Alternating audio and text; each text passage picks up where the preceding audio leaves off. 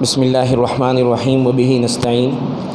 الحمدللہ آج کی تراویح میں 1.25 پارہ تلاوت کیا گیا ہے، 13واں پارہ آخر کا آدھا اور 14 پارہ پون تلاوت کیا گیا ہے۔ سورۃ الرعد شروع ہوتی ہے۔ رعد کہتے ہیں بجلی کی کڑک کو۔ اس صورت میں چونکہ اللہ تبارک و تعالیٰ نے آسمان و زمین میں پھیلی ہوئی اپنی نشانیوں کو بیان فرمایا، قدرت کی نشانیوں کو، ان نشانیوں میں سے ایک نشانی بجلیوں کا کڑکنا بھی ہے، اس کو بھی اللہ نے بیان فرمایا۔ اس وجہ سے اس صورت کو سورۃ الرعد کہتے ہیں۔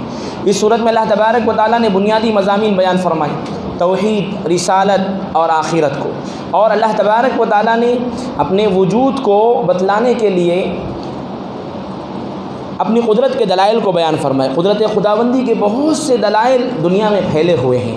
اللہ تعالیٰ فرماتے ہیں، اے لوگوں دیکھو سورج کو، چاند کو، ستاروں کو، اللہ نے آسمان کو چھت بنایا، زمین کو فرش بنایا، اور زمین میں سے اللہ تبارک و تعالیٰ نے پانی ایک ہی ہے، زمین ایک ہی ہے، طرح طرح کے میوے نکالے، مختلف خوشبوؤں والے، مختلف ذائقوں والے، مختلف رنگ والے، یہ میوہ جات اللہ نے نکالے، کبھی انار، کبھی زیتون، اور کبھی کچھ اللہ نے نکالے ہیں، اور غلہ جات کو اللہ نے نکالا ہے۔ اگر کوئی انسان انہی چیزوں پر غور کر لے تو اللہ تبارک و تعالیٰ کے وجود کا معترف ہوئے بغیر نہیں رہ سکتا۔ پھر اس کے بعد اللہ تبارک و تعالیٰ نے محافظ فرشتوں کا بیان فرمایا۔ انسانوں کے ساتھ اللہ نے حفاظت کرنے والے فرشتوں کی جماعتوں کو لگا رکھا ہے۔ 2 جماعتیں ہیں، ایک جماعت صبح فجر میں آتی ہے، دوسری جماعت چلے جاتی ہے۔ دوسری جماعت وہ دن بھر فجر میں آنے والی جماعت انسانوں کی حفاظت کرتے رہتی ہے۔ پھر دوسری جماعت عصر میں آتی ہے۔ صبح فجر میں آنے والی جماعت پھر آسمانوں کی طرف واپس چلے جاتی ہے۔ رات تمام عصر میں آنے والی فرشتوں کی جماعت انسانوں کی حفاظت کرتے رہتی ہے۔ یہ لکھنے والے فرشتوں کے علاوہ فرشتے ہیں۔ حضرت علی رضی اللہ تعالیٰ عنہ فرماتے ہیں، انسان غفلت میں کچھ غلطی کر گزر جاتا ہے جس سے اس کے جان پر بناتی، لیکن ان فرشتوں کے ذریعے اللہ حفاظت فرماتے ہیں۔ کسی گڑھے میں گرنے سے، کسی دیوار پر سے گرنے سے، اور کہیں ٹکرا جانے سے ان فرشتوں سے اللہ حفاظت فرماتے ہیں۔ حضرت کعب احبار فرماتے، خدا کی قسم اگر یہ فرشتے نہ ہوتے تو جنات انسانوں کا جینا پریشان مشکل کر دیتے۔ یہ فرشتے اللہ نے حفاظت، یہ فرشتے اس وقت تک رہتے ہیں جب تک اللہ کا حکم ہوتا ہے، اور اس وقت تک رہتے ہیں جب تک انسان لعنت والے کام نہیں کرتا۔ لعنت والے جیسے ہی کام کرا فرشتے دور ہٹ جاتے ہیں۔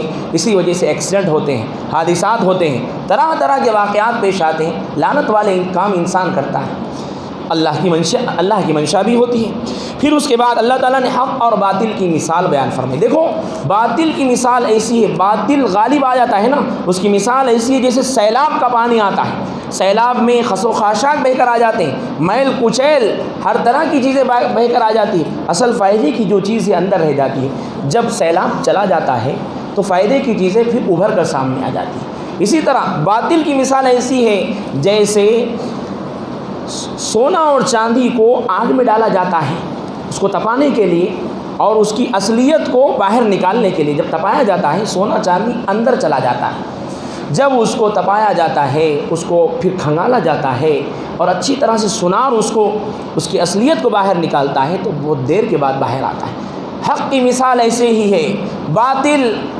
کثرت سے اپنی سازشوں سے بڑھ جائیں تو گھبرانے کی ضرورت نہیں۔ اہل حق کو حق ضرور بھی ضرور ابھر کر رہے گا، جب حق آتا ہے تو باطل ختم ہو جاتا ہے۔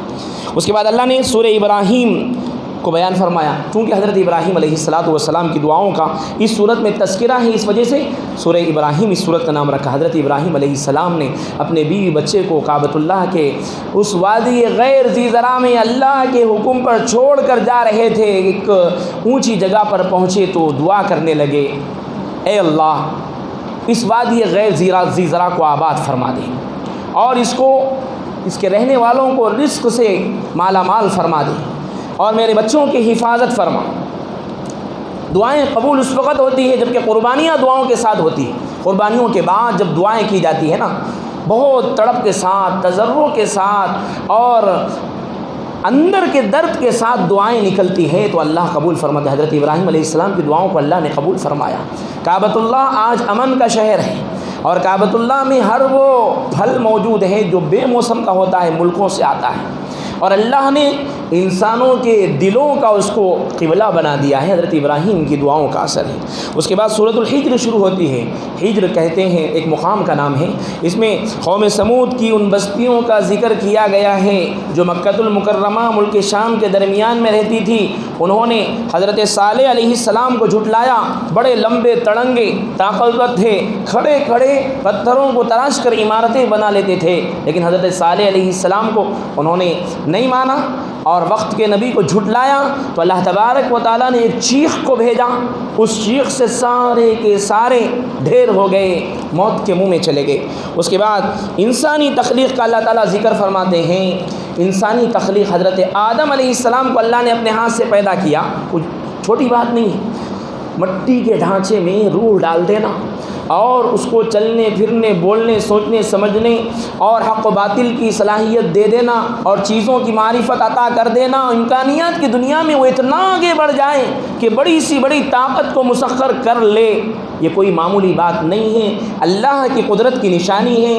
جیسے آدم علیہ السلام کی تکریم ہے، ایسے ہی سارے انسانوں کی یہ بھی تکریم ہے۔ اس کے بعد شیطان کا بھی قصہ اللہ نے بیان فرمایا۔ سورۃ النحل شروع ہوتی ہے۔ اس کے بعد نحل کہتے ہیں شہد کی مکھی کو۔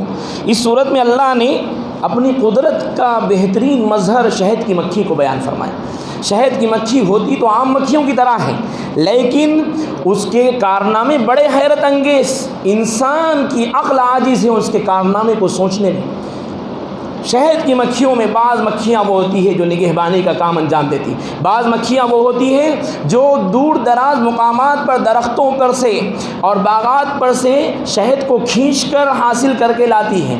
شہد کی مکھیاں جب چھتا بناتی ہے تو 20 سے 30 ہزار کھانے ہوتے اس چھتے میں، ہر خانہ مسدس ہوتا ہے، یعنی چوکور چھیکور ہوتا ہے، اور ہر خانہ دوسرے خانے سے ذرہ برابر بھی الگ نہیں ہوتا، ڈیفرنٹ نہیں ہوتا۔ اگر آج کی ٹیکنالوجی کی دنیا میں جدید آلات کے ذریعے سے اس خانے کو ماپ لیا جائے، ہر خانے کو، ہر خانہ دوسرے کے بالکل سائز میں برابر ہوگا اور انجینئر ڈیزائن میں برابر ہوگا۔ اور اللہ تبارک و تعالیٰ نے، اللہ کی قدرت کی کتنی بڑی نشانی ہے شہد۔ ان میں بعض وہ ہے جن کی ڈیوٹی ہے شہد کھینچ کر لانا، اور ایک مکھی سارے مکھیوں کی سردار ہوتی ہے جس کا سکہ چلتا ہے۔ بعض مکھیاں دربانی کا فریضہ انجام دیتی ہے، اور ان لوگوں نے ان چھتوں میں تین طرح کے مقام بنائے ہیں۔ ایک بعض مقام وہ ہوتے ہیں جہاں پر شہد کو جمع کیا جاتا ہے، اسٹور کیا جاتا ہے، بعض مقام وہ ہوتے ہیں اور جہاں پر انڈوں کو رکھا جاتا ہے، بعض مقام وہ ہوتے ہیں اور جہاں پر کوئی اور چیز رکھی جاتی ہے۔ اور ان لوگوں کو، مکھیوں کو اللہ نے اپنی قدرت کا ایسا نمونہ بنایا ہے۔ شہد کی مکھیاں جب شہد نکالنے جاتی ہے تو مختلف مقامات پر پھیل جاتی ہے مکھیاں، جہاں تلاش اور جستجو کے بعد کہیں پر شہد کا پتہ چلا تو شہد کی مکھی ایک عجیب انداز کا رقص کرتی ہے، ناچتی ہے، ناچ کر اپنے تمام ساتھیوں کو آگاہ کر دیتی ہے کہ مجھے یہاں پر شہد مل گیا، اور اس پھل میں ایک طرح کا نشان چھوڑ دیتی ہے تاکہ بعد میں آنے والی مکھیوں کا وقت ضائع نہ ہو۔ اللہ تبارک و تعالیٰ فرماتے ہیں، اے انسانوں ذرا اس مخلوق میں غور کرو، اس کو اتنی صلاحیت، انجینئرنگ کی صلاحیت، ڈیزائننگ کی صلاحیت اور اتنے خانوں بنانے کی صلاحیت کس نے دی ہے؟ اللہ نے دی ہے۔ اللہ بڑی قدرت والے ہیں۔ اس کے بعد اللہ تعالیٰ انسان پر برسنے والی اپنی نعمتوں کو بیان کرتے ہیں۔ اے انسان، جس کو ہم نے ایک ناپاک پانی کے قطرے سے پیدا کیا، اس کو کتنی نعمتوں سے نوازا۔ انسان اپنے باڈی اور بدن کے اندر اللہ کے نظام کو غور کر لے تو انسان اللہ کی قدرت کا قائل ہوئے بغیر نہیں رہ سکتا۔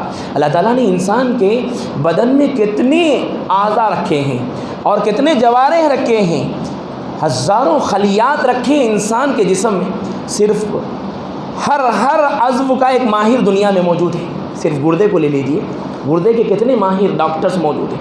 ہر ڈاکٹر اس گردے کا ماہر، اسپیشلسٹ ڈاکٹر گردے پر غور کر رہا ہے، کان کا ماہر کان پر غور کر رہا ہے، اور آج تک اس کے تہہ تک نہیں پہنچی۔ گردے کے ایک ماہر ڈاکٹر سے کسی نے پوچھا دنیا میں کہ کسی کا گردہ فیل ہو جاتا ہے تو دوسرے آدمی کا گردہ لگا دیتے ہیں۔ آج ٹیکنالوجی اتنی بڑھ گئی، تم ایک بنایا ہوا مصنوعی گردہ کیوں نہیں لگاتے؟ تو اس ڈاکٹر نے کہا گردے میں 2 چیزیں ایسی ہیں جو دنیا کتنی ہی آگے بڑھ جائیں وہ 2 چیزیں پیدا نہیں کر سکتی۔ گردے میں اللہ نے ایک چھلنی رکھی ہے، یہ چھلنی انسان کے اندر جانے والے پانی کو چھانتی ہے، کون سا پانی انسان کے بدن میں رہنا اور کون سا پیشاب بن کر نکل جانا۔